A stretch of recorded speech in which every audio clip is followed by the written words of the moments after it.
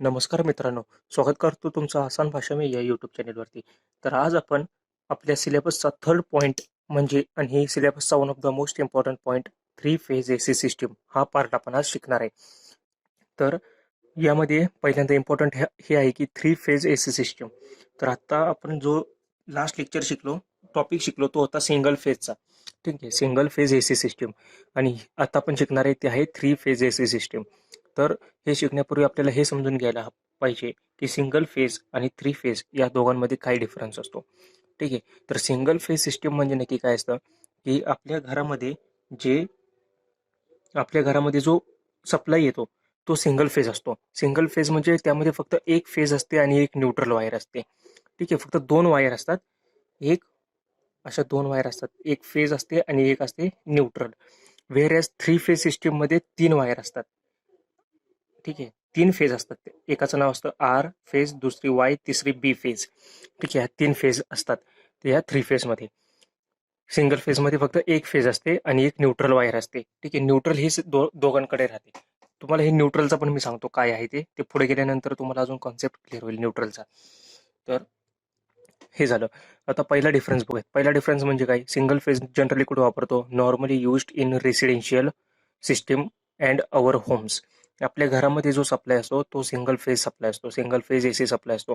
वेअरएज three phase कुठे आपण वापरतो, जिथे जिथे मोठे इंडस्ट्रीज असतात, मोठे इंडस्ट्रीजमध्ये जे वापरले जाणारे मशीन्स असतात.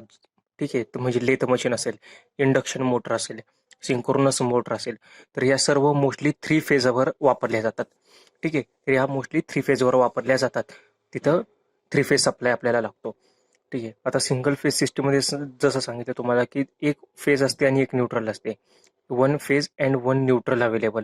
आणि थ्री फेजमध्ये काय असतं की तीन फेजेस असतात आपल्याकडं. तीन फेजेस म्हणजे नक्की कोणते, आर फेज, वाय फेज आणि बी फेज असतं. ठीक आहे, तर या तीन तीन फेजचा यूज केला असतो. या तीन फेज आपण प्रोव्हाइड करतो मोटरला की जेणेकरून ती मोटर वर्क होते. आता या दोघांमध्ये आणखीन मेन सिस्टम काय, जर सिंगल फेज असताना आपण थ्री फेज का वापरतोय, तर ह्याचं मेन जो पॉईंट आहे तो काय आहे की सिंगल फेज मध्ये एक फेज आणि एक न्यूट्रल असते, त्यामुळे पॉवर डिलिव्हर्ड जी असते ना ती खूप कमी होते. वेअरएज थ्री फेज मध्ये काय असतं, तीन फेज असतात, त्या तीन फेज असल्यामुळे पॉवर डिलिव्हर्ड खूप जास्त होते. ठीक आहे, पॉवर डिलिव्हर जास्त होते. आणि सिंगल फेज जी सिस्टीम आहे, सिंगल फेज सिस्टीम मध्ये एक फेज आणि एक न्यूट्रल असते फक्त. ठीक आहे, एक फेज आणि एक न्यूट्रल. आणि इकडे तीन फेज असतात.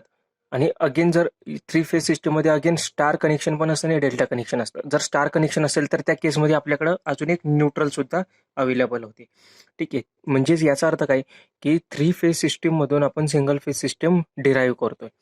थ्री फेज सिस्टीमचा एक छोटासा पार्ट म्हणजे सिंगल फेज सिस्टीम आहे. म्हणजे ही एक न्यूट्रल आहे. ठीक आहे, ही एक फेज आहे, सेकंड फेज आणि थर्ड, ह्या तीन फेज आहेत आणि ही एक न्यूट्रल आहे. जर मी असं केलं यातली एक फेज आणि एक न्यूट्रल सिलेक्ट केली तर तो सिंगल फेज झालं. ठीक आहे, म्हणजे आर फेज आणि एन म्हणजे न्यूट्रल म्हणजे सिंगल फेज झालं. अगेन वाय फेज कन्सिडर केली आणि फक्त न्यूट्रल कन्सिडर केला तर अगेन सिंगल फेज सिस्टीम झाली. फक्त बी फेज आणि न्यूट्रल कन्सिडर केला तर अगेन सिंगल फेज सिस्टीम झाली. तर हे इम्पॉर्टंट आहे. आणि यामध्ये काय होतं की पॉवर डिलिव्हर जे करतोय ना आपण ह्या एक फेज आणि एक न्यूट्रलने, ते तरी खूप कमी असते. आणि थ्री फेज सिस्टममध्ये आपण तीन फेज ॲट अ टाइम वापरल्यामुळे जी पॉवर डिलिव्हर्ड केली जाते ती जास्त असते.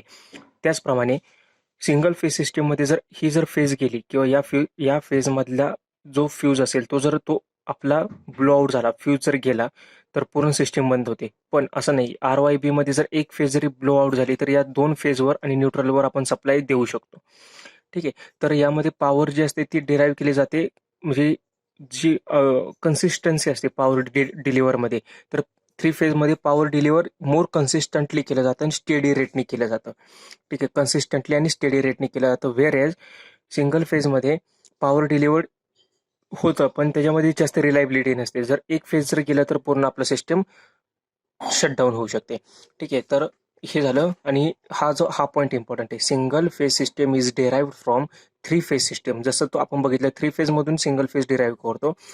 आणि इंडस्ट्रीयल लोड्स जे असतात, जे इंडस्ट्रीमधल्या मोठ्या मोठ्या मोटर्स असतात, त्या मोटर मोस्टली थ्री फेजवर वर्क केले जातात आणि त्या mostly three phase induction motor असतात. आणि त्याला त्यांची इफिशियन्सी हाय असते. आता थ्री फेज असल्यामुळे काय होतं की त्या पॉवर जास्त त्या करंट जास्त घेतात. थ्री फेज मोटर जे असते त्या जास्त करंट घेतात. आणि सिंगल फेज मोटर असते त्या करंट कमी घेतात. मग थ्री फेज मोटर जर जास्त करंट घेत असेल तर त्याला आपल्याला जास्त पॉवर सप्लाय करायला लागेल, बरोबर ना? मग पॉवर सप्लाय करण्यासाठी आपल्याला थ्री फेज सिस्टम लागते. मग थ्री फेज आपल्याला द्यावे लागतात त्याला थ्री फेज सप्लाय. पण आपल्या घरातल्या ज्या मशीन्स असतात म्हणजे जे सिंगल फेजवर वर्क होतात, ठीक आहे, तर त्याला जास्त करंट लागत नाही, त्यामुळे आपण त्या सिंगल फेजवर पण वर्क करू शकतो. आता तुम्हाला हे सांगतो की आपल्या घरापर्यंत कसा सप्लाय येतो. हं? जिथं म्हणजे पहिल्यांदा आपण काय करतो, इलेक्ट्रिसिटी जनरेट करतो. ठीक आहे, पहिल्यांदा आपण इलेक्ट्रिसिटी काय करतो, जनरेट करतो. हं. पहिल्यांदा आपण इलेक्ट्रिसिटी जनरेट करतो. त्याच्यानंतर ती इलेक्ट्रिसिटी जिथं जनरेट केली तिथून आपण ट्रान्समिट करतो आपल्याला जिथं पाठवायचे इकडे. मग ते मध्ये आपण ट्रान्समिशन करतो आणि त्याच्यानंतर ते ट्रान्समिशन केल्यानंतर आपल्या घराच्या इथं आल्यानंतर ते डिस्ट्रीब्युशन म्हणजे महाडिस्कॉम जे आहे, विद्युत वितरण, ते काय करतात, डिस्ट्रीब्युशन करतात, सगळीकडे लाईट डिस्ट्रीब्यूट करतात. मग काय होतं, जिथं आपण डिस्ट्रीब्युशन असं ना तिथे एक मोठा ट्रान्सफॉर्मर असतो. काय असतो तिथं, ट्रान्सफॉर्मर. तर इथे इथे लिहितो मी, ट्रान्सफॉर्मर असतो. तर हा ट्रान्सफॉर्मर कसा असतो की ह्याच्यामध्ये डेल्टा स्टार असतो, म्हणजे असा असतो. ठीक आहे, आर वाय बी आणि एन. ठीक आहे, म्हणजे अशा जिथं डिस्ट्रीब्यूट करतात ना तिथं असे तीन फेजेस आणि एक न्यूट्रल वायर आलेली असते. मग काय होतं, आता इथून हे सगळीकडे डिस्ट्रीब्यूट करायचे, म्हणजे इकडं काही जाणार आहे, थोडीशी इकडे जाणार आहे, ठीक आहे, थोडीशी लाईट इकडे जाणार आहे, इकडे जाणार आहे. तर काय होतं, इथं सपोज एखादं असं घर आहे, तर इकडे जात, आता सपोज इथं जर एक छोटंसं घर असेल तर यातली फक्त आर फेज येते इथं आणि न्यूट्रल येते. ठीक आहे, ही न्यूट्रल सगळीकडे जाते, ही न्यूट्रल सगळीकडे फिरवली जाते, पण एक फेज फक्त जाते. मग यातली आर फेज जाऊ शकते किंवा वाय फेज जाऊ शकते किंवा बी फेज जाऊ शकते. ठीक आहे, आता इथं मोठं असं एक आपण अज्युम करू, इथे एक मोठी बिल्डिंग आहे. ठीक आहे, मोठीच्या मोठी अशी सोसायटी आहे. या मोठ्या सोसायटीमध्ये तिन्ही फेज जातात, आर वाय आणि बी. ठीक आहे, तिन्ही पण फेज जातात यामध्ये आणि न्यूट्रल सुद्धा जाते. हा पूर्ण सप्लाय पूर्ण इकडे जातो. आणि इथं गेल्यानंतर काय होतं, आता सपोज या सोसायटीमध्ये खूप जास्त फ्लॅट्स आहेत.